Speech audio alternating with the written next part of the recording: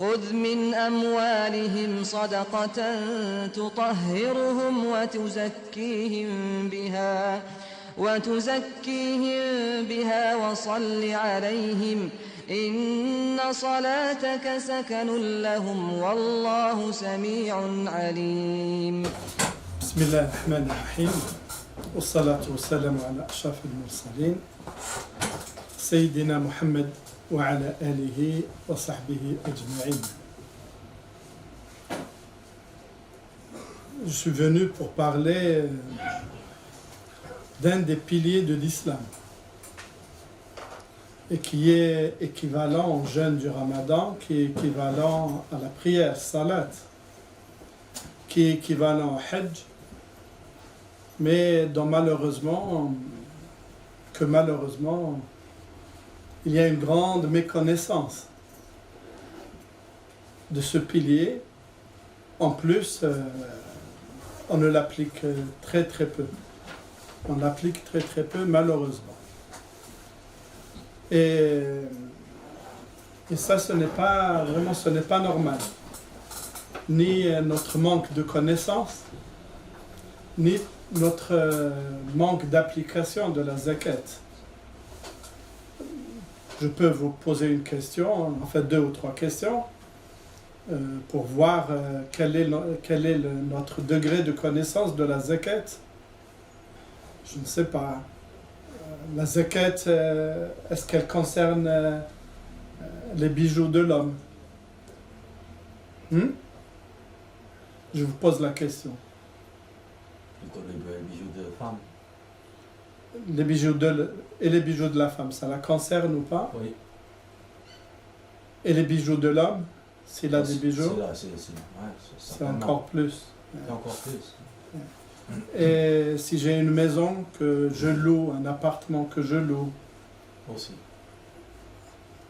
Ça concerne aussi ça. Ouais. Ça concerne les grands et les petits, les enfants aussi, ou que les grands, comme la prière. Non, je pense. Ceux qui ont atteint un certain âge, à 18 ans. Donc c'est comme la prière. Voilà. Et si la femme a des règles, est-ce qu'elle est dans l'obligation de donner la zakat ou pas? Rien à voir. Rien à voir. Il n'y a rien à voir. Hein? Ouais. Il n'y a rien à voir, effectivement. Alors bon, nous on va parler de ce pilier de l'islam, fondamental. Il y a 2 façons de parler de ce pilier. Soit on reste au niveau des généralités. Hein? Soit on reste au niveau des généralités et puis il y aura peu de choses que vous apprendrez, à part ce que vous connaissez globalement, comme ça, plus ou moins. Parce que comme la prière, il faut savoir, la prière Subh de Raka'at, Dhahr de Raka'at, si je suis en voyage, comment je fais, quelles sont les positions, qu'est-ce que je dois lire, etc. C'est la même chose pour la zakat. Soit on aborde le sujet avec un peu plus de profondeur. Et ça demande du temps. D'accord? Ça demande du temps. C'est normal, si on veut apprendre quelque chose, il faut y consacrer du temps. D'accord? Il faut y consacrer du temps. Et c'est ce qui est demandé de la part du musulman, c'est vraiment être sérieux. Être sérieux dans sa pratique de la religion. Malheureusement, ça nous manque beaucoup. Regardez cette semaine-là, comment que les États-Unis impérialistes veulent imposer leur solution à la Palestine. Ils veulent imposer leur solution à la Palestine. Voilà, nous sommes le premier du monde et on fait ce que l'on veut, comme on veut. Et vous, les musulmans, vous appliquez et c'est tout. Et si vous ne voulez pas, on vous change, sans problème. Tout ça parce que nous sommes dans une position très difficile actuellement et qui est notamment caractérisée par peu de sérieux de la part des musulmans. Aussi bien des gouvernants musulmans que de la population musulmane aussi. Parce qu'il ne faut pas jeter la pierre sur les gouvernants seulement. Les gouvernants ont une très grande responsabilité. Mais les musulmans aussi la population, elle a aussi une grande responsabilité qu'elle assume malheureusement faiblement ou pas du tout. Donc nous, on va entrer dans la zakat, mais on va voir un petit bout de la zakat. On va voir un petit bout de la zakat, parce qu'en 1h30 ou 2, ça va dépendre de vous. On ne peut pas traiter de façon rapide tout cela. On ne va pas parler de la spiritualité, mais nous on va parler juste de ce deuxième chapitre-là, les règles générales de la zakat. Parce qu'il y a des éléments fondamentaux qu'il faut avoir, qu'il faut maîtriser. Ensuite, il y a la zakat des biens à forme monétaire, c'est les économies individuelles, la monnaie, l'or, l'argent, sur les biens acquis et les revenus d'exploitation, sur les marchandises, sur les titres, sur les sociétés. Vous voyez, c'est quoi la zakat? Ça n'est pas une petite promenade. C'est vraiment des connaissances solides à avoir pour appliquer la zakat. Si vous avez une boutique, si vous louez quelque chose, si vous vendez, eh bien vous devez connaître la zakat sur les marchandises. D'accord? Comme j'ai dit tout à l'heure, si vous louez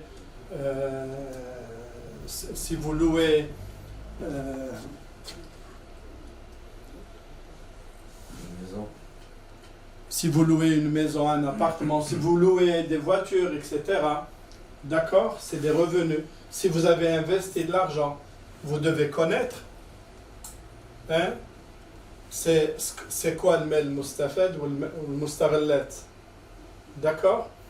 Et bien sûr, si vous avez acheté des actions, si vous avez une petite société avec un bilan ou sans, avec comptabilité ou sans comptabilité, alors ne parlons pas d'autre chose. Et puis vous devez aussi savoir à qui la donner aussi. Donc vous voyez que c'est un grand chantier. Malheureusement, voilà.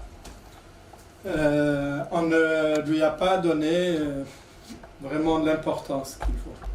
Donc nous, on va traiter une partie, un chapitre.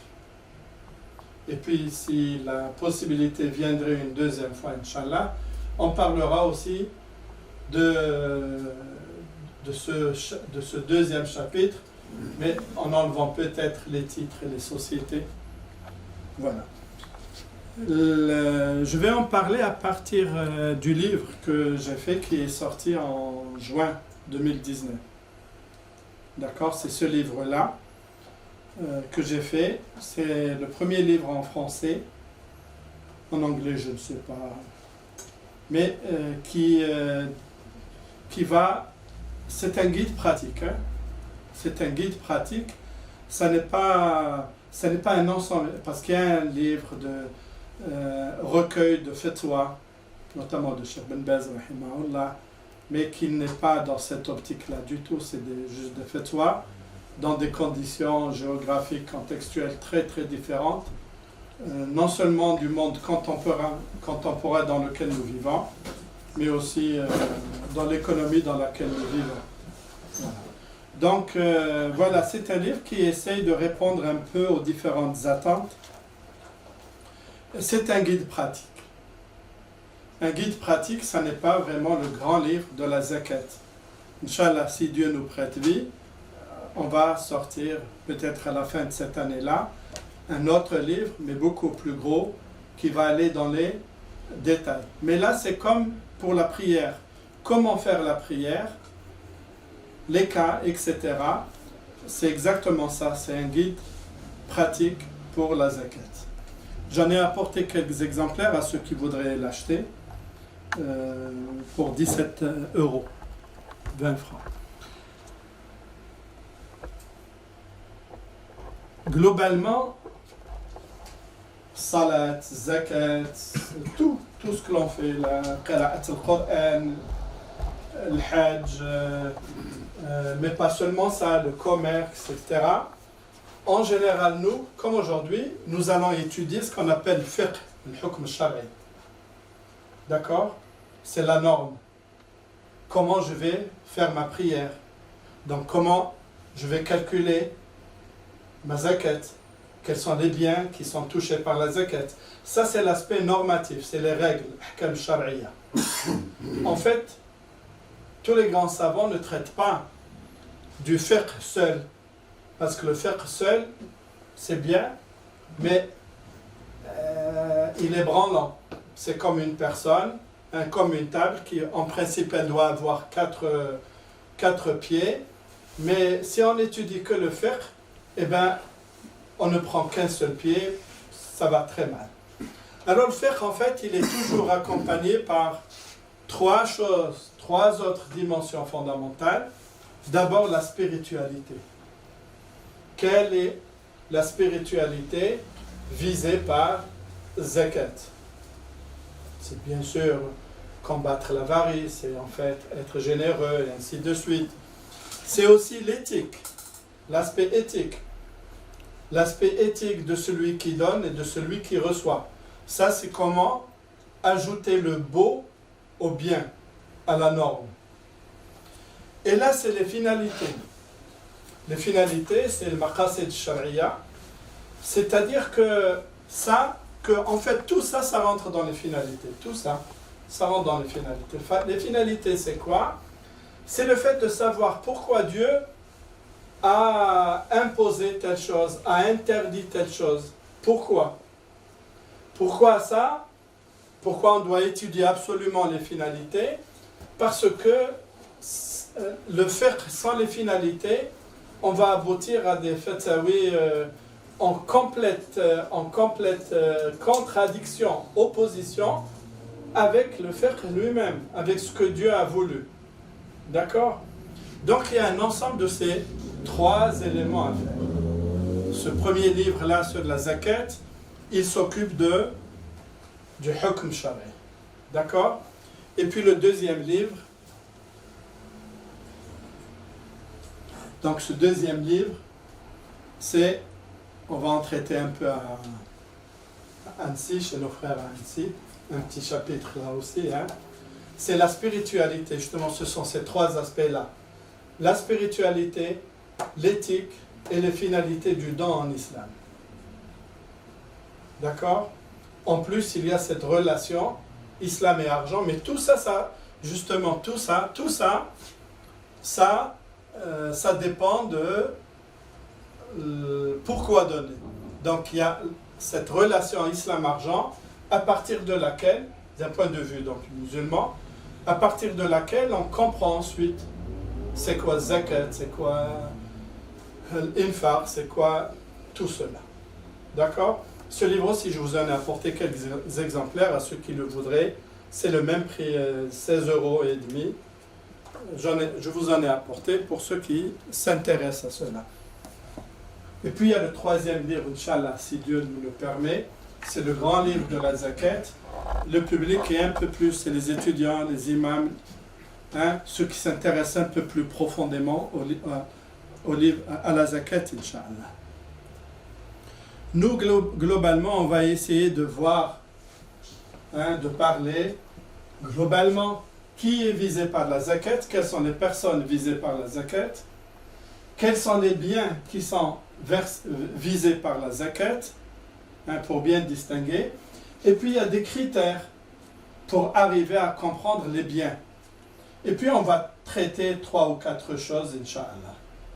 Donc la question du seuil, Nessab, la question de la durée d'appropriation, Hawl, Inch'Allah. Ça risque d'être difficile de tenir le zakat. On va passer très rapidement. C'est bien sûr une obligation, c'est un pilier de l'islam. Qu'est-ce que ça veut dire pilier de l'islam? Ça veut dire que on doit l'appliquer comme salat, comme le hajj, comme siyam, on doit l'appliquer. D'accord? Donc celui qui l'applique, ben, il aura répondu au pilier, celui qui ne l'applique pas, 2 cas. Soit il ne sait pas, ou il sait, il veut donner moins, ben, il est en faute vis-à-vis de Dieu, pas seulement vis-à-vis de Dieu, il est en faute vis-à-vis aussi des pauvres et des nécessiteux de la communauté musulmane. Parce que zakat, ça n'est pas seulement un droit de Dieu, on le verra, c'est aussi un droit des pauvres et des nécessiteux. C'est ça la différence entre zakat d'une part et salat, hajj, siyam d'autre part. Tout cela, c'est l'individu. Mais zakat, c'est une autre conception. C'est aussi bien les droits de Dieu que le droit de ceux qui sont dans le besoin. Et puis celui qui dit, comme s'il disait pour la prière, ben, la zakat, il n'y a pas de zakat, celui-là, eh ben, il n'a plus rien à voir avec l'islam. Et puis il y a beaucoup de versets coraniques. Khudh min amwalihim sadaqatan, prends de leurs biens, prends de leurs biens. Sadaqa ici, ça veut dire zakat. Très souvent dans le Coran, le mot sadaqa veut dire zakat, ne veut pas dire simplement l'aumône. On peut poser des questions maintenant ou après? Vous pouvez poser des questions. Si je vais traiter la chose, je vous dirai, je répondrai après. Sinon, allez-y. Alors qu'on est dans un système comme la Suisse où en fait on nous prélève déjà au niveau des impôts, est-ce que ça c'est considéré comme étant zakat ou pas? Non, non, pas du tout. Zakat, c'est la zakat, les impôts, c'est les impôts. Il faut payer les deux. Mais pourtant les impôts c'est aussi prélevé pour donner aux nécessiteux. Oui, mais c'est pas la même chose. C'est pas la même chose. Zakat, c'est Dieu qui l'impose. C'est un acte cultuel. À travers lui, on adore Dieu, comme à travers la prière, comme à travers Siyam et la prière. Ensuite, la proportion est bien définie. Les biens sont bien définis. Et les bénéficiaires sont bien définis. Alors que les impôts, ça n'est pas un acte cultuel. D'accord? Zakat, vous l'appliquez même si l'État suisse, et il ne fait rien. Ce n'est pas seulement l'État suisse, mais c'est aussi les États musulmans qui ne font plus rien pour la zakat. Ils s'en foutent complètement. D'accord? Donc, ça n'est pas... La zakat, vous la payez, même s'il n'y a aucun État qui organise ça. Ça, c'est une autre histoire. D'accord? Et puis, les impôts vont aller pour les routes, vont aller pour la défense, pour l'école, etc. Les bénéficiaires de la zakat, c'est autre chose. Donc, ça n'est pas la même chose. En Suisse, pour les foyers aussi ou pour...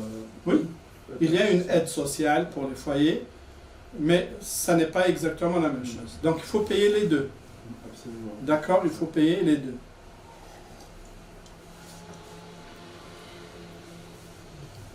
Alors, il y a beaucoup de versets, il y a beaucoup de hadiths, notamment le hadith dans lequel le prophète alayhi salam envoie Mu'adh ibn Jabal au Yémen, dans lequel aussi il y a un autre hadith, le bédouin il arrive au prophète alayhi salam, qu'est-ce que je dois faire? Il lui dit voilà, après shahada, la prière, et puis zakat, tu dois donner de ton argent, etc.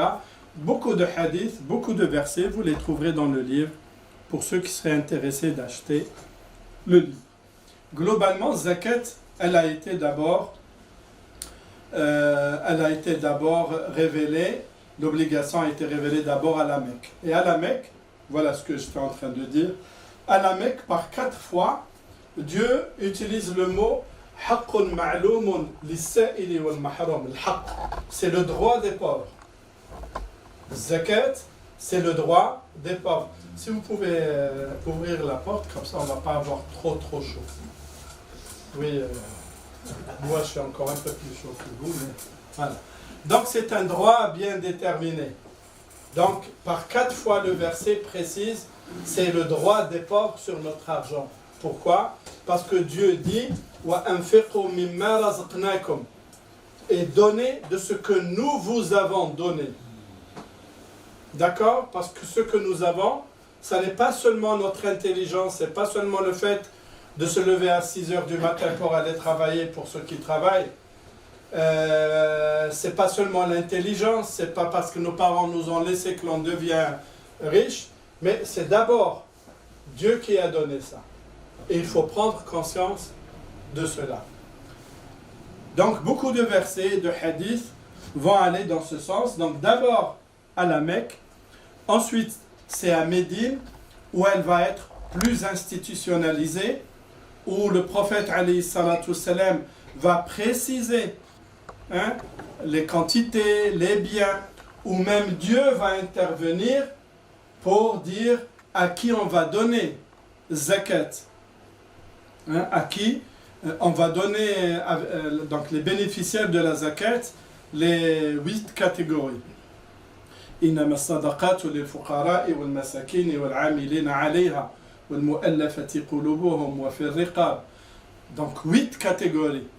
Donc c'est à Médine où elle va prendre un aspect organisé et dans lequel, oui, il va y avoir ce fameux verset-là.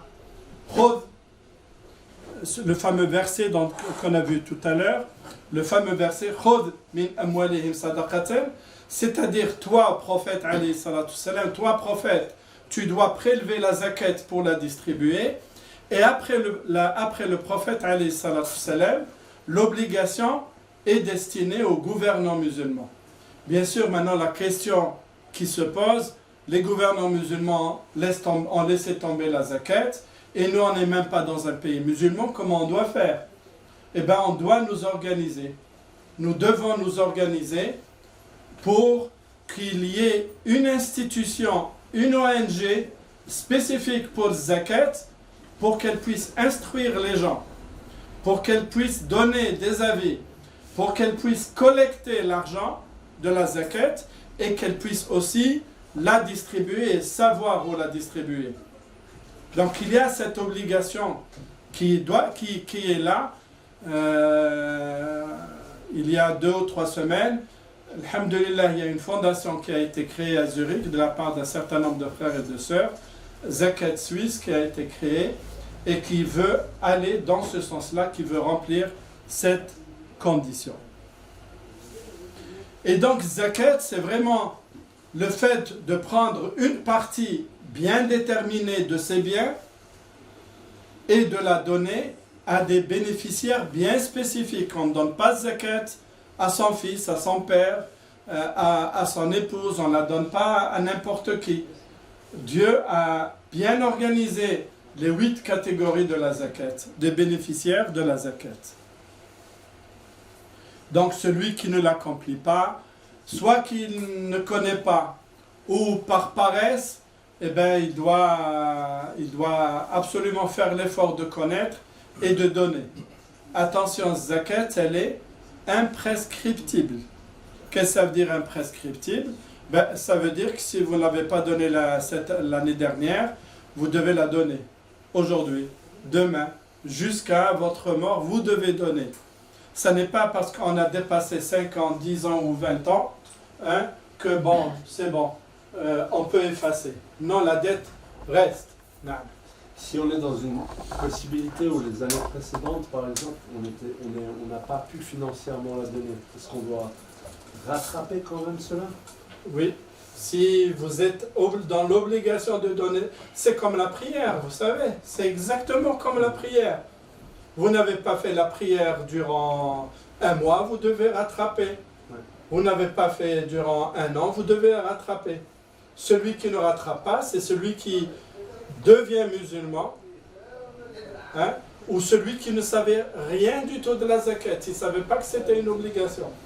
C'est pour ça que c'est malheureux. La mosquée, elle était pleine et la salle, elle est à moitié vide. Voilà. C'est ça ce que j'appelle le sérieux que nous n'avons pas. Voilà. D'accord? Et donc, celui qui ne l'accomplit pas parce qu'il ne la reconnaît pas, eh bien, son appartenance à l'islam pose des problèmes.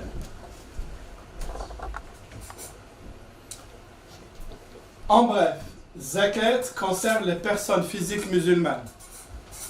On va traiter de cela justement. Les personnes morales, c'est-à-dire comme les associations, comme les sociétés SA, ne sont pas concernées.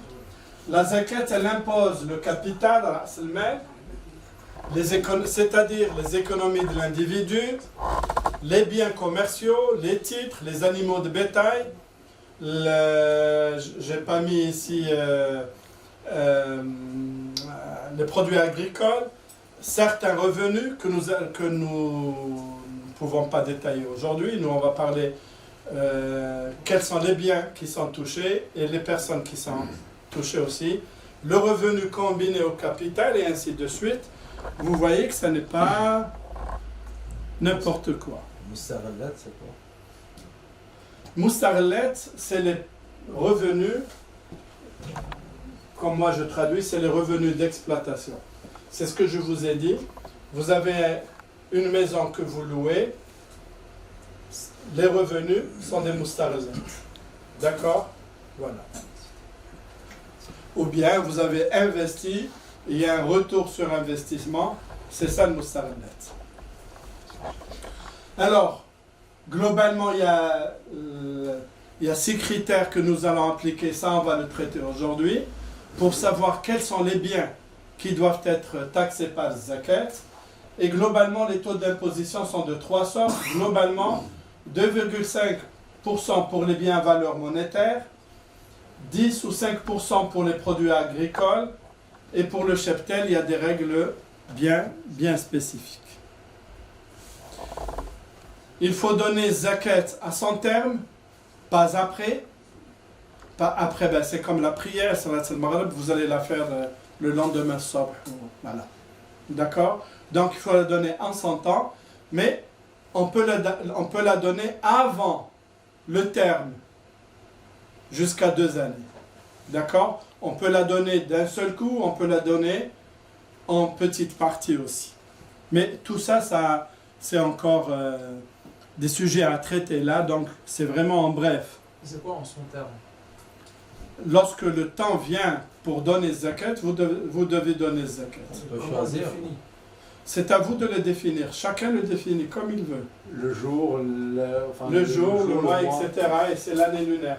C'est le fait, alors globalement, généralement, les gens donnent zakat le jour de Ashura. C'est le 10e jour du mois de Muharram. Pourquoi?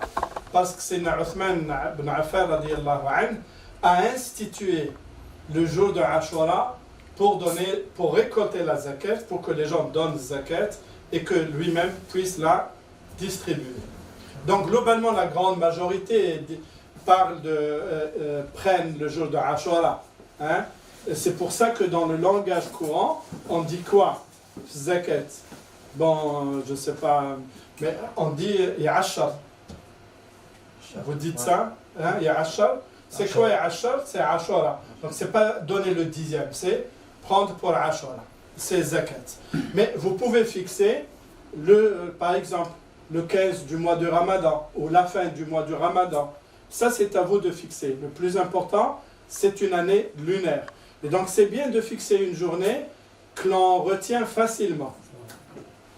Et si on a des revenus qui sont irréguliers, ça veut dire par exemple que si une année on peut le faire le 15 du Ramadan et l'année d'après, on se trouve dans une période où on n'est pas dans la possibilité, on peut rattraper durant une autre date. Non, vous donnez. Parce qu'il y a tout un calcul qui doit être fait. Absolument. Vous donnez en fonction de ce que vous avez. Ouais. D'accord? Okay. Maintenant, c'est un problème de liquidité. Ouais. D'accord? Si par exemple vous avez des immeubles ou des camions, par exemple, si vous avez un problème de liquidité, vous pouvez différer. D'accord? Hein? Si vous avez un problème de santé, vous ne pouvez pas, vous le différez. Mais dans le principe normal, vous donnez en centaines, Inch'Allah. Avant, on peut donner avant. D'accord? Ce qui est déjà très bien.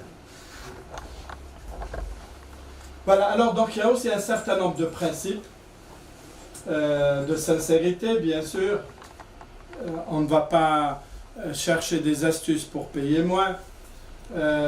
L'unicité de la zakat, c'est-à-dire si vous payez la zakat sur tel bien cette année, vous n'allez pas payer une deuxième fois, vous payez une seule fois.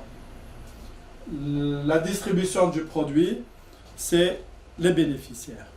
Alors, Première question, qui est visé par la zakat? Alors, qui est visé par la zakat? Alors, comme c'est un acte cultuel, ibada, donc la question qui se pose, c'est celle-là. C'est une ibada, c'est un acte cultuel. Or, les actes cultuels que nous connaissons, salat, siyam, le hajj, deviennent obligatoires quand? Lorsque l'enfant atteint la puberté et que la personne, elle a encore sa capacité de discernement. D'accord? De discernement, tamiz. Donc si une personne est encore jeune, elle peut toujours pratiquer la prière pour apprendre, mais l'obligation, elle ne vient que lorsqu'elle devient pubère. Mais la personne vieille ou malade, mentale ou bien vieille, lorsqu'elle devient sénile, qu'elle oublie, etc., qu'elle n'a plus sa capacité de discernement, la prière n'est plus obligatoire, comme le hajj, comme siyam. Donc, est-ce que ces critères-là, est-ce que c'est les mêmes pour zakat ou pas? En fait, il y a deux avis. Globalement, il y a deux avis. Il y a des savants qui disent que c'est d'abord une ibada avant d'autres choses. C'est d'abord les droits de Dieu avant d'être des droits des êtres humains. En conséquence, pour eux, l'enfant qui a de l'argent, ou même la personne vieille, incapable de discernement, qui a de l'argent, il n'y a pas de zakat sur ses biens. Mais, alors ça, c'est globalement, c'est Abu Hanifa. C'est Abu Hanifa. Mais la grande majorité des savants disent non. Ça n'est pas seulement la dimension culturelle, mais c'est surtout la dimension sociale de la zakat qui est importante. C'est-à-dire, c'est les droits des autres sur nos biens. En conséquence, la notion ou la condition de capacité de discernement ne se pose pas. C'est-à-dire, même cet enfant-là, qui a de l'argent dans son compte, que son papa, sa maman lui a mis dans son compte, ou bien un enfant très jeune, que les parents, qui a hérité de ses parents, tant qu'il a de l'argent, des biens qui doivent subir zakat, il doit donner zakat. Et même la vieille personne, incapable de discernement, elle doit aussi donner la zakat. Et ça, c'est la très grande majorité des savants. Non. Juste une question, pas ce slide-là, mais deux slides avant. Je peux donner un exemple, mais imaginons j'ai un lingot d'or. Je paye la zakat dessus. L'année d'après, je dois repayer de nouveau dessus. Oui, voilà, une année après, oui. Voilà, c'est-à-dire mais que c'est durant la même année qu'on ne va pas payer deux fois. Voilà, d'accord, c'est ça qui me manque. Voilà, d'accord. Ouais. Mais chaque année, on va payer la même chose. Un lingot, bien, si vous avez des économies qui dépassent le montant imposable, chaque année, vous allez la donner. Voilà, d'accord, c'est okay. Voilà. Même si ça diminue. Ça diminue ou pas? Si c'est la même somme, ça diminue ou pas? Mais bien sûr, si vous avez 10 000 francs, il y a 5 ans, allez, vous enlevez 2,5% la première année, deuxième année 2,5%, troisième année, ça va diminuer. Alors, est-ce que ça pose un problème? Ben oui, ça pose un problème. Ça pose un problème, pourquoi? Parce que en fait, c'est ce que je traite ici, dans les finalités. C'est que si on laisse, et ça le prophète alayhi salatu salam, il en parle, il dit, vous devez investir l'argent des orphelins, sinon la zakat, elle va les bouffer, elle ne va rien en laisser. D'un point de vue économique, ça veut dire il ne faut pas laisser l'argent dormir. C'est ce qu'on appelle, alors un peu plus scientifiquement, c'est la circulation verticale de l'argent. Parce que la zakat, elle va favoriser. Donc ça, c'est dans les finalités. Vous avez compris ça, les finalités, c'est quoi? Voilà les finalités. C'est l'une des finalités. Donc la zakat, du fait qu'elle fait diminuer le montant des biens qu'on n'a pas investis, elle va pousser les gens plutôt à investir. C'est cette circulation verticale. Et le fait que l'on donne l'argent des riches, parce que le hadith de Mu'adh ibn Jabal, il lui dit Il faut leur apprendre qu'ils doivent donner zakat qui est prise auprès des riches parmi eux et qui est distribuée aux pauvres parmi eux. C'est donc une distribution verticale dans ce cas-là aussi de la zakat. Voilà. Si vous voulez un peu plus vous approfondir, le livre il est là. Oui. Et si jamais on épargne pour un projet à venir, Hein? si on épargne, C'est la même chose. c'est la même chose. C'est la même chose. Même si vous épargnez pour vous marier, soit il faut se marier un peu rapidement, soit il faut travailler un peu plus. Et si vous, par exemple, avec un exemple 10 000 francs, par exemple, et vous achetez une voiture, Oui. c'est considéré comment cette voiture? Comme un investissement ou comme... Non, ça dépend si vous l'utilisez comme taxi. D'accord? Ça, c'est le deuxième chapitre. D'accord? Mais si c'est votre bien personnel, la zakat ne touche pas les biens personnels, ni votre véhicule de vie, ni le véhicule de travail. Ça, on va le voir. Hein? Ni la maison, ni les meubles. D'accord? Ça, on va le voir, Inch'Allah. خذ من أموالهم صدقة تطهرهم وتزكيهم بها وصل عليهم إن صلاتك سكن لهم والله سميع عليم